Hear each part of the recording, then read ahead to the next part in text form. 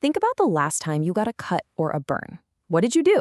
Probably just grabbed a bandage and didn't think twice about it, right? But what if I told you that simple little act of healing is actually part of a massive, incredibly complex field of science, and that when things go wrong, the consequences are surprisingly huge?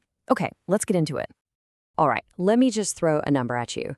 $3 billion. That's how much unhealed wounds cost every single year in Australia alone. And we're not just talking about the price of a box of Band-Aids here. No, this is the whole shebang. Hospital stays, specialist care, and the massive impact it has on people's lives and their ability to work. So that begs a pretty big question, doesn't it? I mean, healing is one of the most basic things our bodies do. We gotta take it for granted. So how in the world does it turn into this giant economic and health crisis? Well, as we're about to find out, healing isn't always so simple. So here's how we're gonna break this down. First, we're gonna pull back the curtain on just how big this hidden problem really is. Then we absolutely have to talk about the two main types of wounds, because trust me, they are not created equal. After that, we'll take a quick tour of the amazing toolkit doctors have these days, and finally, we'll get to the real secret sauce of what makes healing work. All right, first things first, let's talk about this so-called hidden crisis. We all think of a cut or a scrape as our own little personal problem, right? An isolated thing.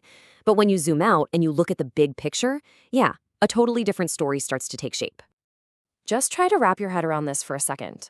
On any given day in Australia, about 500,000 people are walking around with a wound that just won't heal. And that number, it's actually going up. So what's going on? Well, it's tied to these bigger health trends. Our population is getting older, which means our skin gets more fragile, and things like the rising rates of diabetes or even just poor nutrition can seriously mess with our body's built-in repair system. Now, to really get a handle on how we fix this, we've got to understand a key concept first. Not all wounds are created equal. In the medical world, they basically get sorted into two major buckets. So, in one corner, you've got your acute wounds. These are the ones we all know: the kitchen knife slip, the surgical cut, the scraped knee. They happen fast, and your body has a clear step-by-step playbook for fixing them. But in the other corner, you have chronic wounds, and these are the real troublemakers. A chronic wound is basically just a wound that got lost on its way to healing. After about 6 weeks, it's just stuck. It's hit a roadblock and isn't going anywhere.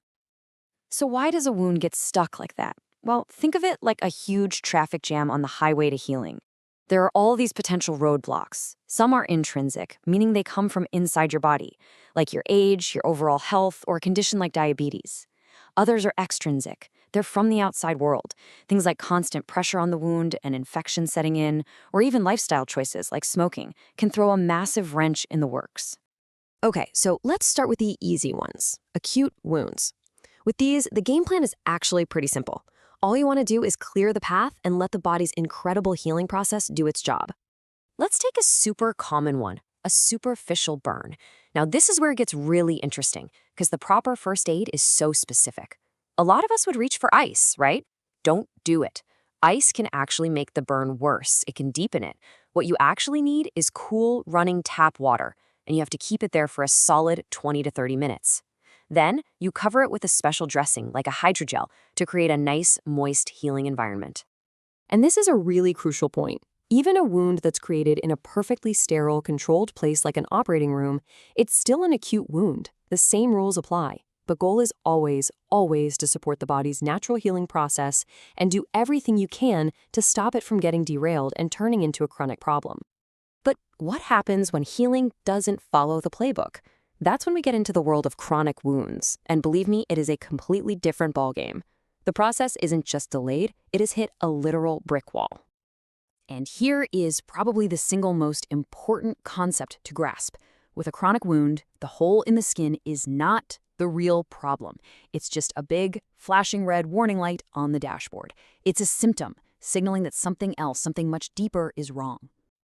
A perfect example is something called a venous leg ulcer, the most common type out there. The ulcer itself is just the symptom. The real cause, the root of the problem, is that the little valves in the leg veins aren't working properly. This causes pressure to build up, which starves the surrounding tissue of oxygen. So you can see, slapping a fancy, expensive dressing on top isn't going to fix that underlying plumbing problem. The real solution is using graduated compression bandages to treat the cause. The dressing is just there to manage the local environment. This brings us, of course, to the dressings themselves. Now, the modern toolkit for wound care is huge, and it can look really confusing, but there's a simple logic to it all. It's about giving the wound exactly what it needs at that exact moment in time. I mean, just looking at a supply shelf like this, you can see why it feels so overwhelming. But here's the secret. Forget trying to memorize hundreds of brand names. The key is to think like a clinician and ask one simple question. What is this dressing's job? So let's start with the absorbers.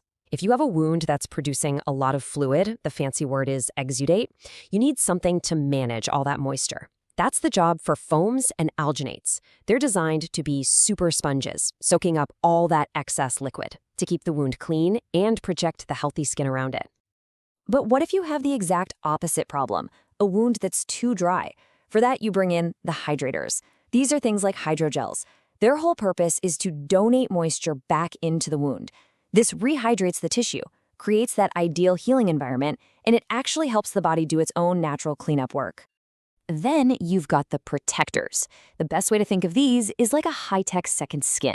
Dressings like clear films and hydrocolloids are perfect for shallow wounds that aren't producing a ton of fluid. They create a barrier to keep bacteria out while still letting the wound maintain a perfect moisture balance underneath. And finally, we have a specialized category, the infection fighters. These are the heavy hitters. They're dressings that are loaded with antimicrobial agents like silver or iodine. Now, these are not for everyday use. They're brought in for a short, aggressive fight when a wound is either already infected or is at a very high risk of infection, to knock down the bacteria and give the body a fighting chance.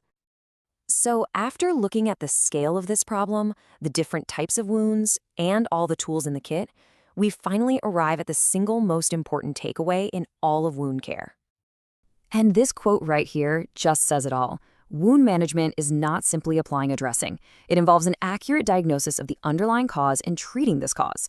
A dressing manages the wound environment, not the cause.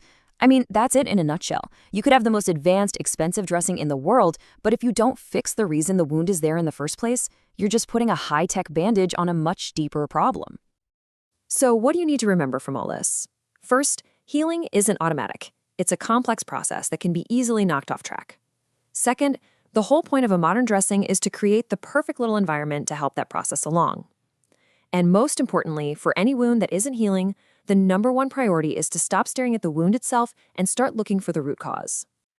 And that leaves us with a fascinating question for the future. We're getting into an era of smart bandages that can monitor wounds and AI that can predict healing problems. So will we get to a point where we can intervene so early and so effectively that we can stop wounds from ever becoming chronic in the first place? It's a compelling thought for the future of healing.